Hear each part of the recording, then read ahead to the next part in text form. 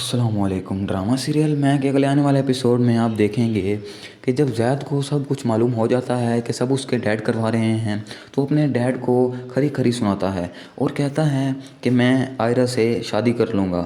पहले आपके रोकने पर तो मैं रुक गया था, लेकिन उसका अंजाम मैं अब तक भुगत रहा हूँ। अब नहीं रुकूंगा मैं। उसके डैड सोचते हैं कि मेरे रोकने पर तो ये रुकेगा नहीं, तो वो उसे इजाज़त दे देते हैं। दूसरी तरफ मुबशरा भी उसे शादी करने की इजाज़त दे देती है। मुबशरा ज़ैद से कहती है कि मैं तुम्हारी शादी खुद करवाऊंगी और ख़ुद ही दुल्हन को इस घर में लेकर आऊँगी। ज़ैद मुबशरा की ये बात सुनकर हैरान हो जाता है। वो सोचता है कि मैं जैसा मुबशरा को समझ रहा था वो वैसी तो नहीं है, वो कंप्लेंट करने वाली है। आखिर उसने ही मेरी मोहब्बत को समझा। उसे ये मालूम हो गया कि मैं आयरा के बगैर नहीं रह सकता। तो ज़ैद जाकर आयरा से बात करता है और कहता है कि मैं तुमसे शादी करना चाहता हूँ और मैंने तुम्हारे लिए अपने घर वालों को मना लिया है और मैं तुम्हारे बगैर नहीं रह सकता और मैंने आज तक मुबशरा को बीवी की हैसियत से कबूल नहीं किया।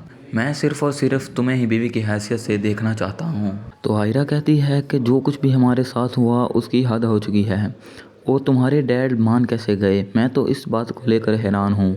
वो तो मुझे नुकसान पहुंचाना चाहते थे। तो ज़ैद कहता है कि डैड वाकई मान चुके हैं, उन्होंने मुबशरा की वजह से हामी भर दी है। तो ज़ैद जब आयरा को शादी की बात करता है, आयरा मान तो जाती है, लेकिन वो कहती है कि मेरी कुछ शराइत होंगी, क्योंकि मैं उस घर में दूसरी बीवी की हैसियत से जाऊंगी। पहली हैसियत तो मुबशरा की है, मुझे अपनी सिक्योरिटी के लिए कुछ शराइत मनवानी है। तो ज़ैद कहता है कि मुझे तुम्हारी हर शराइत कबूल हैं। ड्रामा के अगले प्रोमो देखने के लिए हमारे चैनल को सब्सक्राइब करें।